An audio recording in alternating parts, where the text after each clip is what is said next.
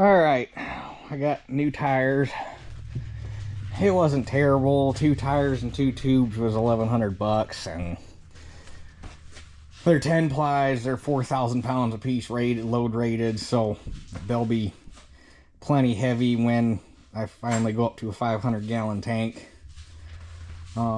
Which was that's part of the reason I wanted to go with these, is because trying to plan on growing into a bigger tank, you want to make sure you got tires that are big enough to handle the load, and didn't want to start off with something small and then build the axle for that and then have to go up to bigger tires and then have the rims not fit because the axle's not built for those rims.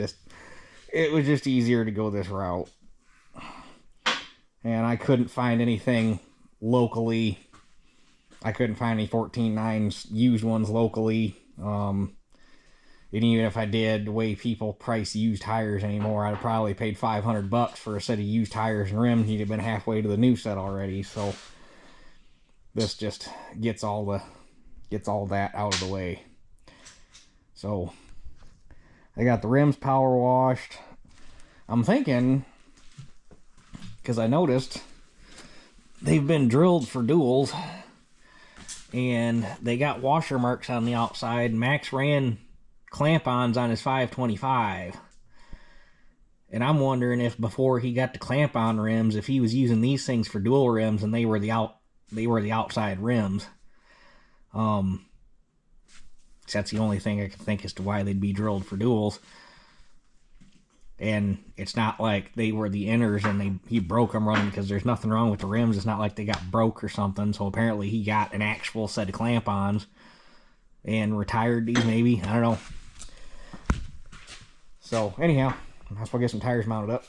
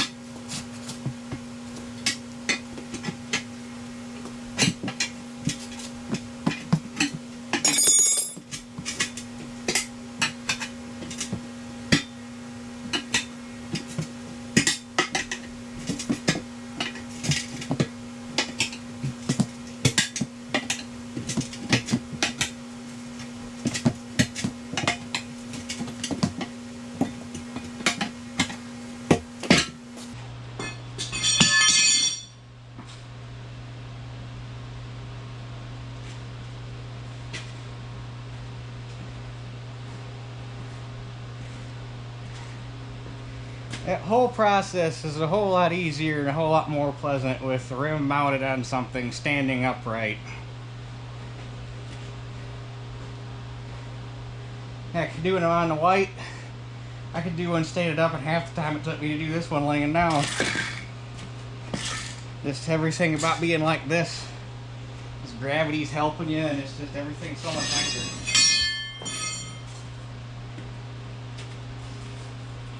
But the jig that I made for doing these things on the forklift is for a 9-bolt rim, not an 8-bolt, so can't use that for these.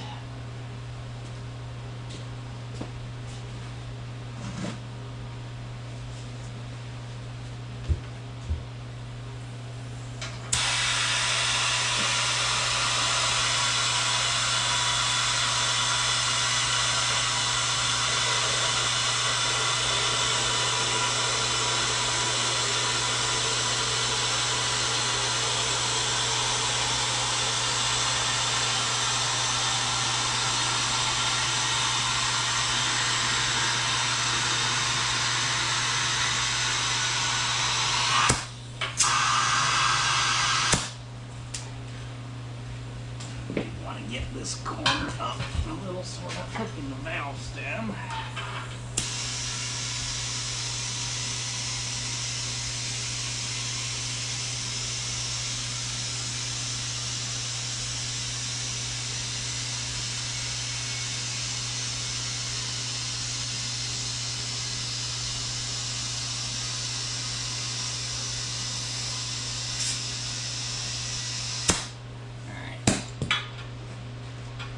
Time to get the one that actually hooks.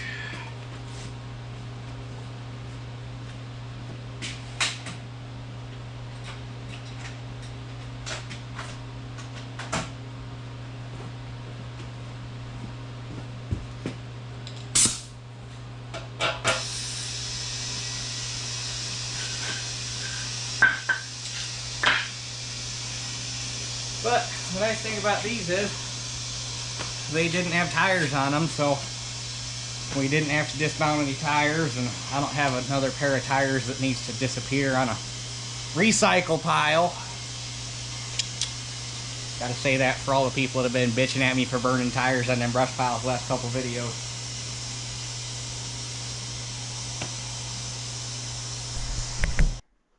Alright, well there's those.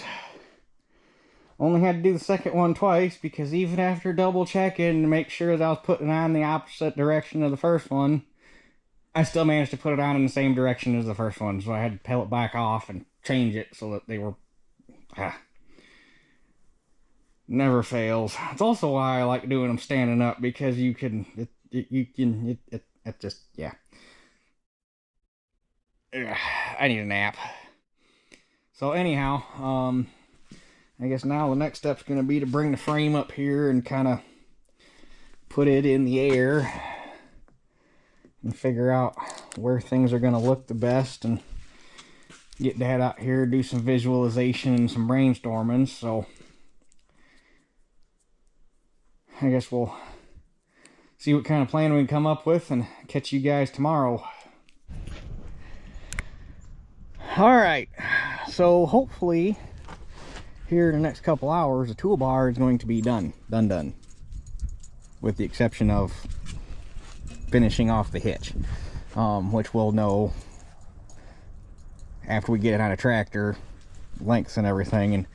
And last night, Dad and I spent a while talking about the cart and axle and ideas on that. And we got a few ideas we're thinking of, but basically everything... Lily! Stay over here. You don't cross the road. Come on. Don't stand there and look at me like that. Anyhow, basically before we pulled the trigger on cutting the steel and doing anything like that, came down to need to get the toolbar finished. We get it on a tractor and actually take it down. And since that field's not worked, we could take it down there, actually physically stick it in the ground, get it leveled, get it set, get depth set, get everything set the way it would be when it's running. Figure out hitch height. Once we got hitch height, then everything from there is golden. So Hopefully, like I say, hopefully here in a couple hours this thing will be done and on a tractor and folding and unfolding under its own power, and we won't have to see it again for a while. So I'm going to run this last hose real quick now that we got enough hose to do it. And once I get that done and get this all buttoned up, we'll throw cylinders on it and we'll work on that. So let me catch you when we start working on cylinders, because we've already seen enough plumbing. All right, that hose is ran, but we ran into a little snag with the cylinders. So maybe it won't be on a tractor yet tonight by the time we get this all straightened out. So Dad ordered new cylinders, right cylinders, but the ones that he ordered were spec'd out with 1-inch pins. The ones they sent got 1.25-inch pins. Guess what size the holes are on the toolbar? 1-inch pins. Which, on the wing side, you could easily pull the bolt out of the cylinder mount and bring it in here and bore the hole out. But on the static side, they're welded to the toolbar, and there's no way to get a mag base drill on there to bore that hole out. You ain't drilling a 1-inch hole by hand, especially since the holes in it are slotted to begin with. So Dad had some pin bushings, but gonna have to make some more. All right, these are just some temporary bushings turned out of tubing, or not even turned, they're basically the right size. They're a little sloppy, but they actually make, there's hardened spring bushings for reducing cylinder pin bores like this. Dad got some of those coming, but until that time comes, so that we can get these things mounted up and get hoses ran and all that fun stuff, these are temporary. So still Dad's trying to figure out exactly what happened there, because 1-inch pins are standard all the way up to a 3.5-inch cylinder, and you don't get into an 1.25-inch pin until you get up to a 4-inch bore. So either one of two things happened: either those were sitting on a shelf and somebody had ordered them and didn't take delivery of them as a special order cylinder, or these got sent to the wrong person. Somebody ordered these cylinders, and there's somebody somewhere that got 16-inch stroke cylinders with 1-inch pins in them and is probably a little flustered right now because they can't do anything with the cylinder. But Lord only knows. So let me get these things on there and we'll look at what we got to do for hoses.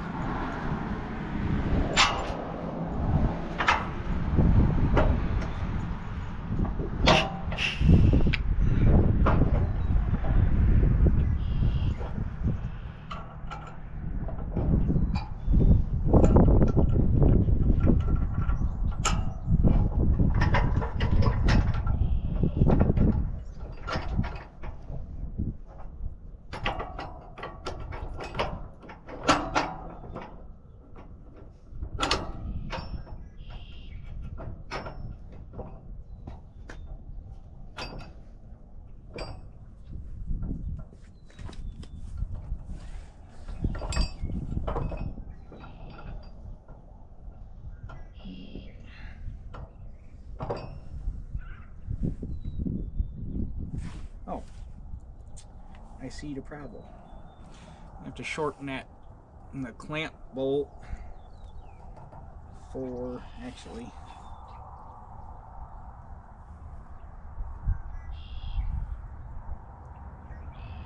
if I can just get away.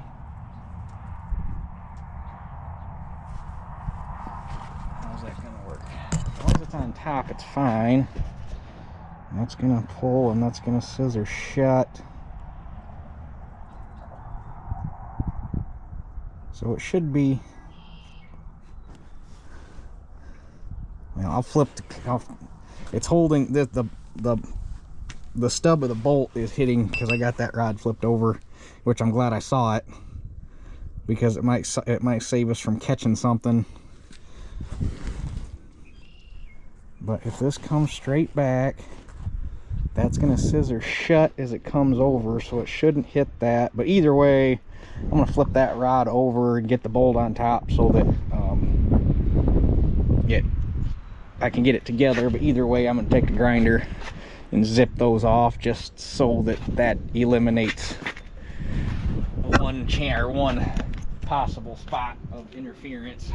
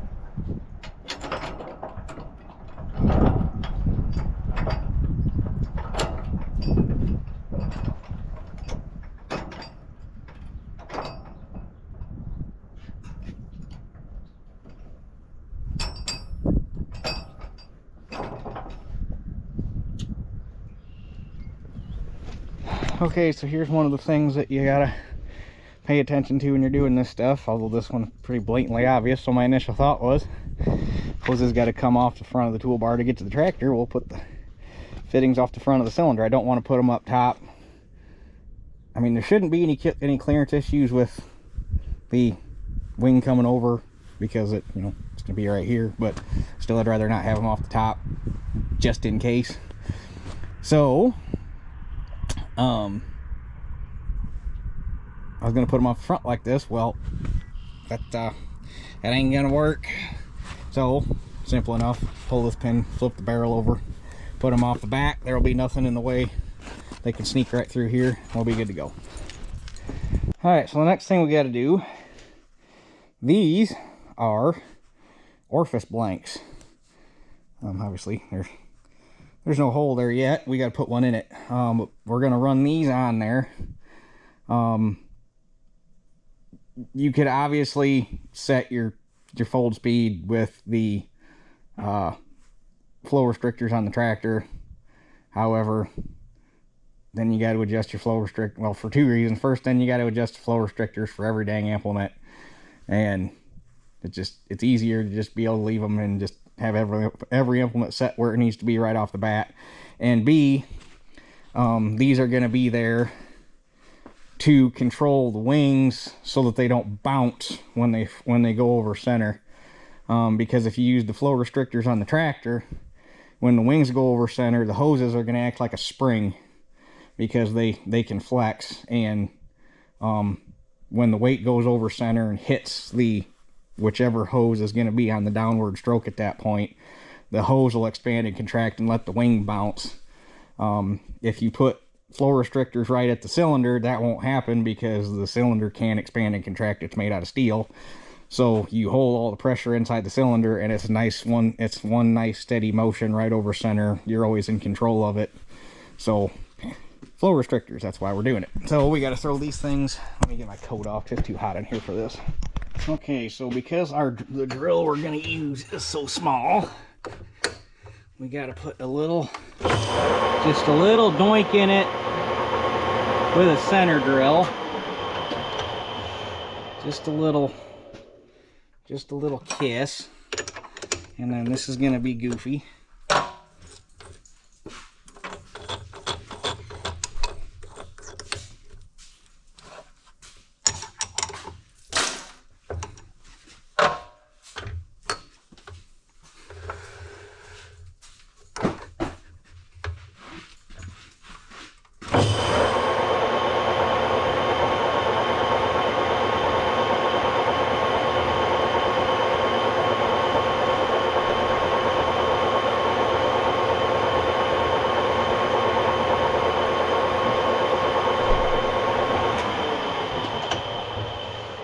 use a drill chuck and a drill chuck because the drill chuck in the tailstock won't go small enough to get a hold of that bit.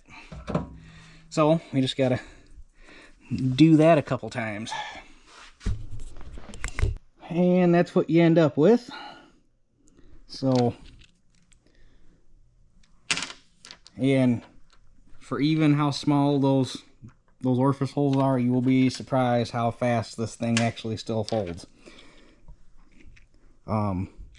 So, and if you have to upsize the hole, you don't have to make a whole lot of upsize in the hole to make a very drastic change in the function of the tool. A little goes a long ways on an orifice. So, but we're gonna leave those like that for now. See how it acts. If we got to change them, we can change them. But I'll get these put on, and then we got to figure out where we're gonna mount our T's, and we'll have to make a bracket for that and go from there. All right, so in order to make it where we don't just have hoses flopping willy-nilly everywhere, I'm gonna use some bulkhead fittings, some T's. So we got to figure out a spot where we can mount these.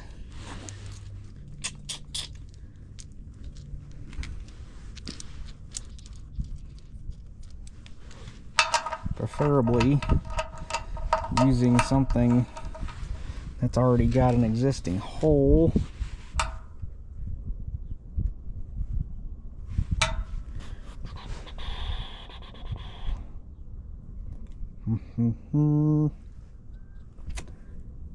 Let me do some looking. All right, so I switched to a different style of bulkhead fitting. The ones I had initially, your mounting bulkhead was on this leg right here. This one's on your outgoing leg, or center leg, whatever you want to call it. Incoming leg, outgoing, I guess they can all, any of them could be any leg. But I was trying to use an existing hole, and I'm like, wait a minute, I got a whole pile of U-bolts in there. All I got to do is we can make a plate that puts these things right about here, and just U-bolt another plate right here, and I got plenty of U-bolts. Might as well use them for something. So that'll make it easy. Just 4 holes all in a row. So let me figure out what I got, or figure out a piece of stock we can use for that, and figure out my dimensions, and we'll make that up real quick. We're probably not gonna get this done today, because I'm gonna want to paint that. That's what I hate about painting. It just adds time to everything. I actually had a guy give me hell the other day because I didn't paint the toolbar, which personally I like the way the toolbar is. It's still got all the factory decals on it. It's got the dealer sticker on it. I like the toolbar. That's why part of the reason I didn't paint it. Plus, you don't paint something on a project like this until the project is all done and built the way you want it, because sure as shit, you slap a paint job on this thing right off the bat before it's done, you're going to want to change something, and you're going to be grinding off paint to weld something or do something, and then you got to fix it anyhow. So you don't paint anything until it's done. But I'm not painting the toolbar because it's got all the decals and I like it. And there's nothing wrong with the paint on it anyhow. Which I don't know what it is about the red that White used, because white paint is notorious for being shit, especially the silver. It's just shit. But I don't know what it is about the red that they used on the tillage tools and the combines. This stuff just seems to wear like iron. Like, there's plows and stuff that just spent their entire life sitting outside. You go power wash all the moss off of them, there's 90% of the paint still on them. If they could have made the silver last as good as the red, they'd have been all set. So anyhow, off topic. Let me get back to what we're doing. Alright, 13-inch plate, 2 holes for the U-bolt, 2 holes for my bulkhead fittings. I was doing a layout and I just wrote my dimensions down so I could just roll right down the line.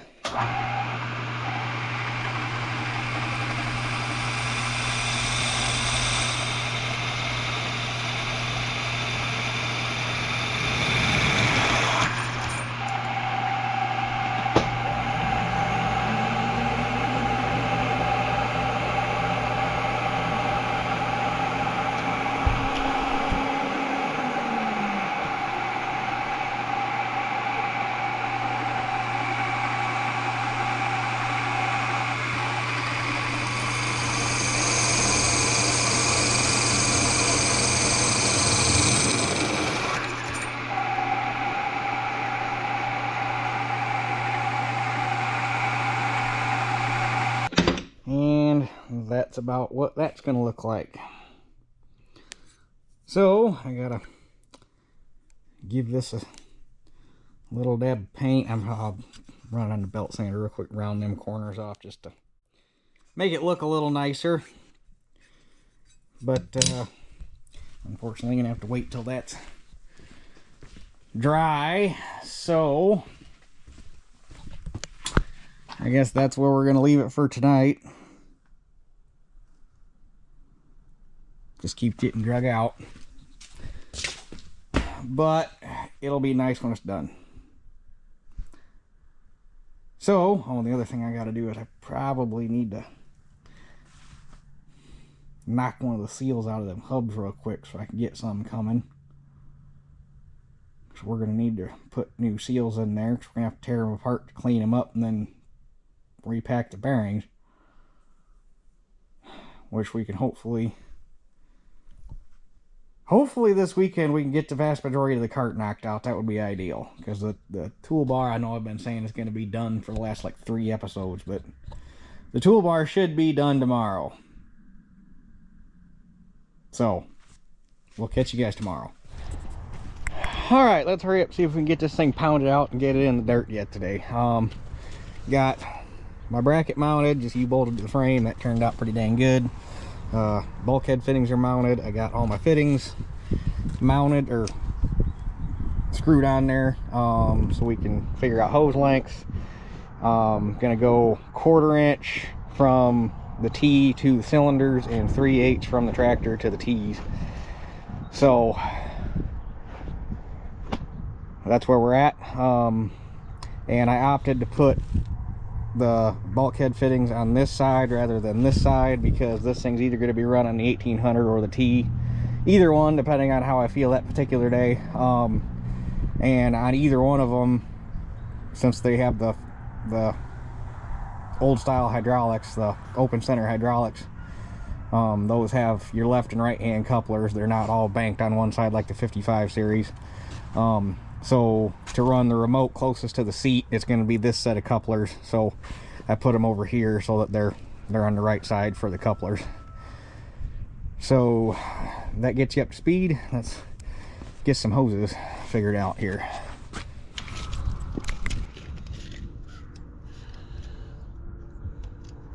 So that one, I'm gonna want to cut them a tad long, just because it's easier to take more off than it is to put more on, but I also don't want to have a bunch of waste. So that one measures 11.5 even, so if we cut that one 12, that should leave us plenty of slack.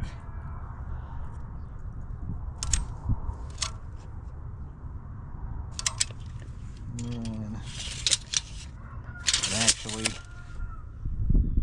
base end, that's going to be lower, so yeah, I want that on the bottom. And then that one,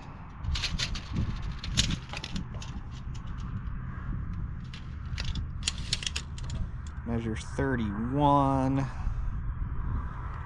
So if we go, let's go 32 on that one. So we need one that's, what did I say, one that's 12 and one that's 32. And on these shorter hoses like this, we have a bunch of drops, that excess hose from making like fitting hose like this, where you got some that end up too long, or drops because you had part of a reel that you wanted to get rid of so you could put a new. So we try to burn up that kind of hose on stuff like this. And it just so happens that this one measures 33.5, so we can knock a little bit off of that one and make our 32.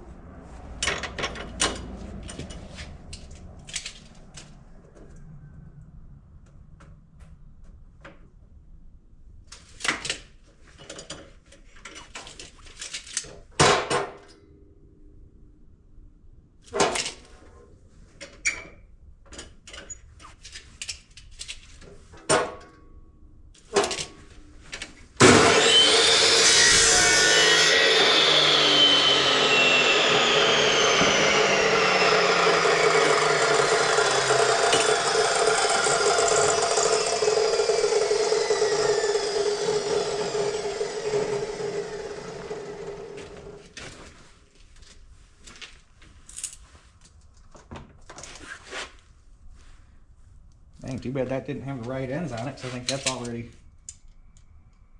That'd be a little short.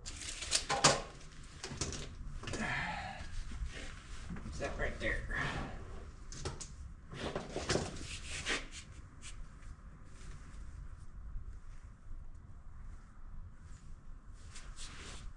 I don't think... I guess I should measure all 4 hoses, that way if I got another drop it's close enough. That one's 39. I'm gonna go measure that other cylinder. That's a 39, so if that had reached something on the other side, there ain't no sense in chopping off a short chunk than having a chunk you can't use. Okay, all the hoses are, not all the hoses, I still got those two, but all the 1/4-inch hoses are fitted. I hit pretty much all of them right on the head except for this short one. I cut it at 12, and when you put it in there, it fit, but it was like right dead nuts straight, and that worried me because this distance between the fittings shouldn't change because that cylinder's just going to move in an arc. But I wanted to just have some slack in it just to be on the safe side, so I added a 1/2 inch and made it 12.5. It makes it pooch out a little bit like this, but that gives it slack, and there's no way it's ever going to pull tight with that slack in it. So might not look as pretty as a nice straight hose, but that makes me feel better. So these all fit good, everything lays in nice. These two can get zip tied together in here. Those two are short enough that they can lay on their own. So we can get these ones crimped up and then do the other two.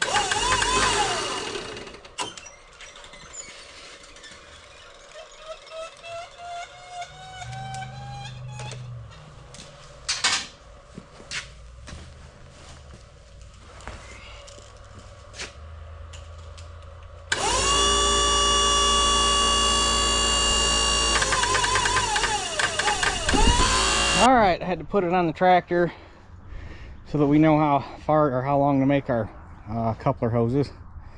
Not gonna lie, it looks kind of badass on there. There's something about a big narrow front. But anyway, let's get this done so we can get it down in the field and see what it looks like in the dirt. So we are about 2 foot there. So if we went to, want to make sure we got plenty of droop in them.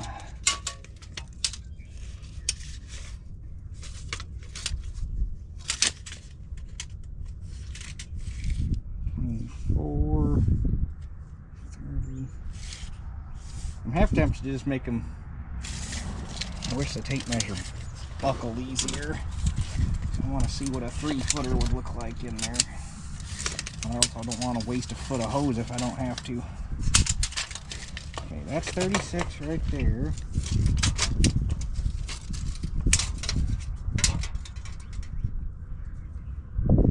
I think that's what we're gonna.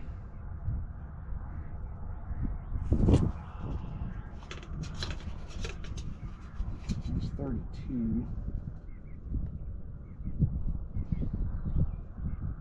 I think we'll go with a couple 30.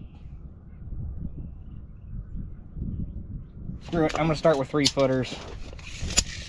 If I gotta shave a little bit off, so be it, but it's easier to have too much than it is to have not enough.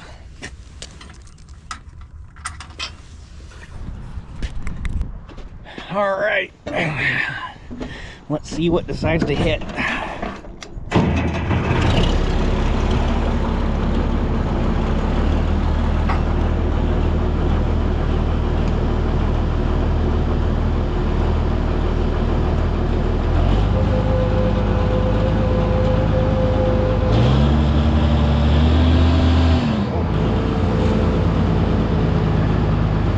Oh.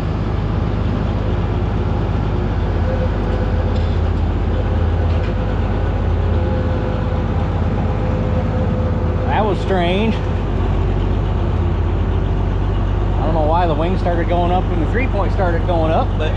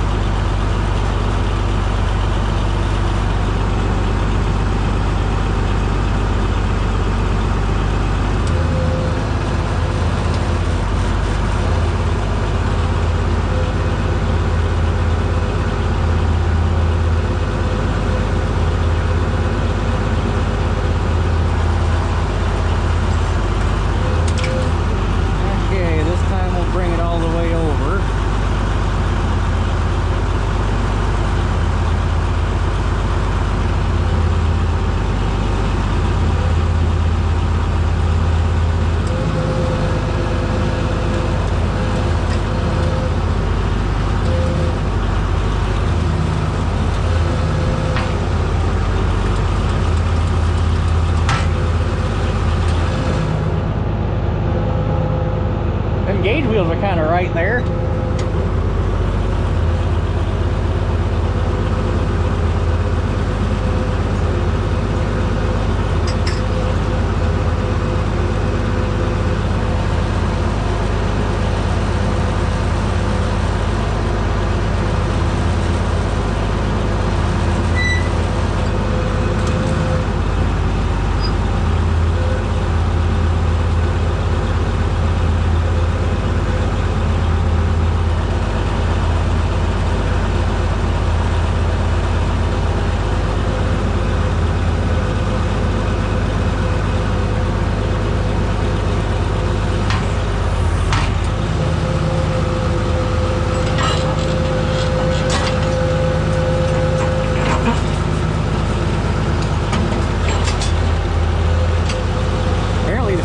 Did not like having air in those hydraulic cylinders.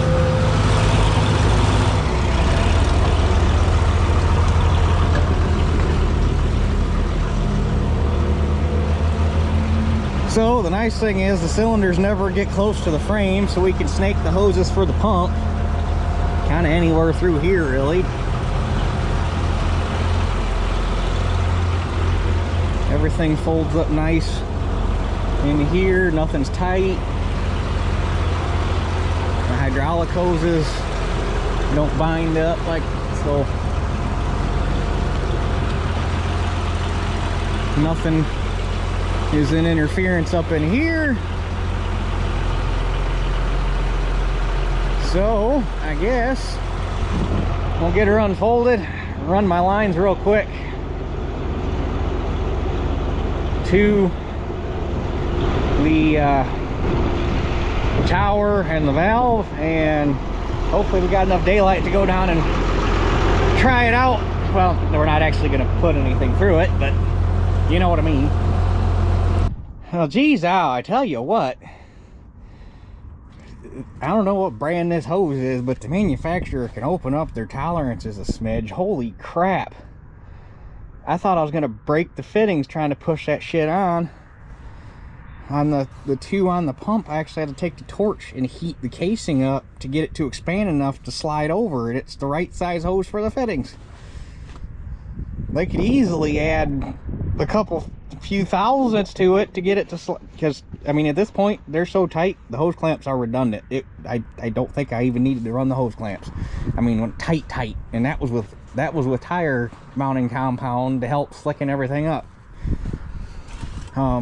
I will probably end up, actually two things. because of how tight those go on there, the only way they're coming off is to get cut. So in order to have to avoid making new hoses, if you ever have to work on the pump, I'll probably come in right about here and put some couplings in, so that if you ever need to take the pump off or anything, or if for storage I decide I want to take the whole drive wheel off and store it separate from the toolbar to shorten it up for storage, you just uncouple your couplings right here and unbolt it and pull it away, and you don't got to worry about trying to get the hoses off or breaking them or hurting anything. You just wham bam. And I will probably end up making a bracket that catches this bolt right here, which I should have made him a skiff longer, but if I'd have made him a skiff longer, I probably just ended up cutting some out when I put the couplings in anyhow, because the couplings are going to add length. But that'll make them long enough that they'll sit in here a little better, and I'll make a bracket that catches this bolt right here that I can put a hose clamp on to hold these things from flopping around. I mean, they're pretty solid on their own, but just to give a little extra support for them. But for now, all the plumbing's done, hydraulics are done, everything's done. All we got to do as far as detail work is to do that, put oil in the gearbox, and put the chain on, which that I can all do first thing in the morning. That ain't worth videoing. Just get all that taken care of off camera. I won't get the hoses and stuff done tomorrow, because I'm not going to run to town and get couplings until I know what I need for the tank, and we'll get all that in one shot to avoid having to make special trips. But anyhow, we got a little bit of daylight left here, and that thing's got LEDs on it, so it should be pretty bright anyhow. Let me get some hydraulic oil in 1800, because now it's going to be really low, and we'll run this thing down and stick it in the ground and see how she acts. Well, it took a little over 2.5 gallons of oil to fill the reservoir back up, so she definitely drank a little bit.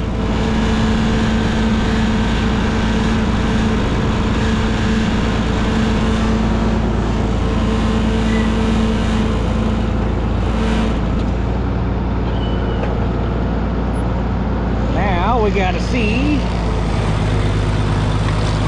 how level we are.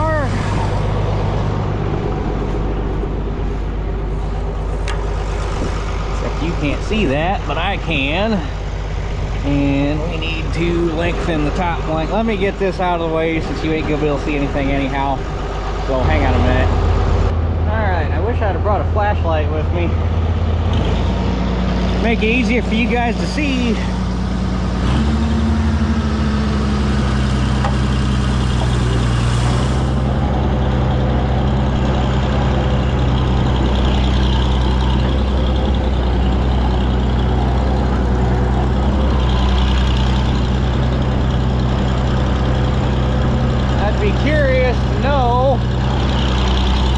I'm going to end up having to run the pins in this thing to keep the toolbar rigid.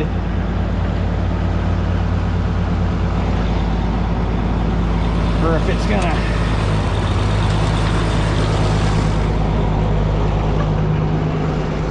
yeah, the center's sagging on me. What's the one here behind the gauge wheel looking like?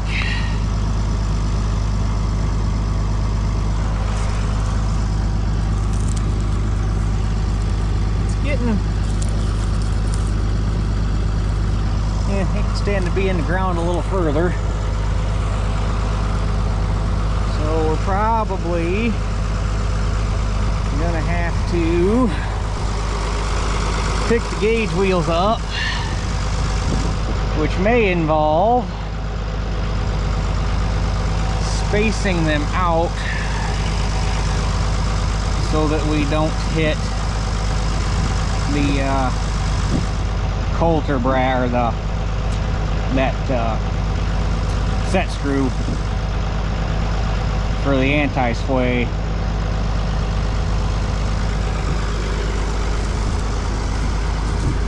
I dare say here in the center we're probably just about right.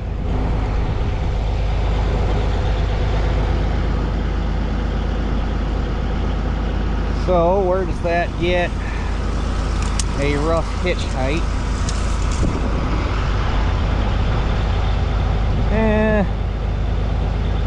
Say roughly 25 to center when you're in work position.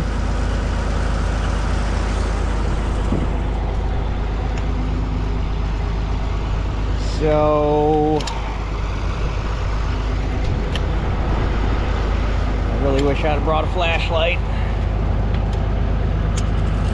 because you probably can't see. Well, you can kind of see. So that coulter is about 5.5 to center. This one is about 7.5 to center. So basically we need to pick the gauge wheel up 2 inches. So I guess I'll have to do that in the morning when it's light out and see if what kind of interference we got, and if nothing else, these U-bolts are long enough I can probably get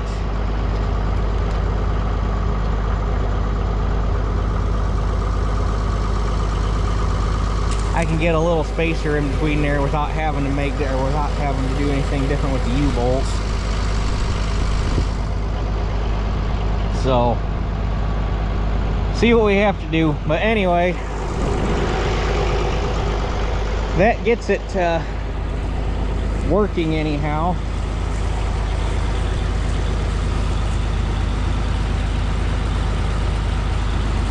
Wonder if I put down pressure, if it'll. Nope. There's that much slot to let the cultivator bar float. So I might end up having to run the stop pins in it to keep the bar from flexing. That way the center doesn't end up deeper than the wings. But when I get the gauge wheel set, we'll have to see if it makes a difference. It's spitting rain right now. So anyhow, I guess I'll call that a win, because other than a few minor adjustments and a couple odds and ends, toolbar is basically done. And obviously hasn't run fluid through it yet, but appears to be working as intended. So get folded up and back home and call it a night. So I guess that's it for this one. We'll catch you guys on the next one.